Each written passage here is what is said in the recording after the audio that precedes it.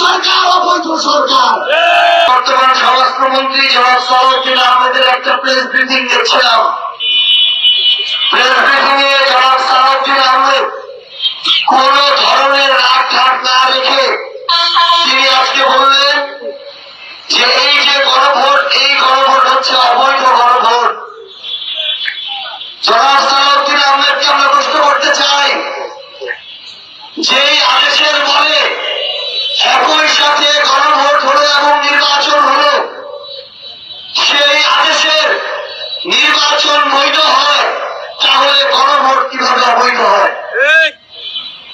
এক মায়ের পেট থেকে দুই যমজ সন্তান এসেছে, এক যমজ সন্তান বৈধ, আরেকটা অবৈধ, এটা তো কোনোদিন হইতে পারে না। এই গণভোট যদি অবৈধ হয়, তাহলে আপনি সালাউদ্দিন আহমেদ অবৈধ স্বরাষ্ট্রমন্ত্রী, জনাব তারেক রহমান অবৈধ প্রধানমন্ত্রী, বিএনপি সরকার অবৈধ সরকার।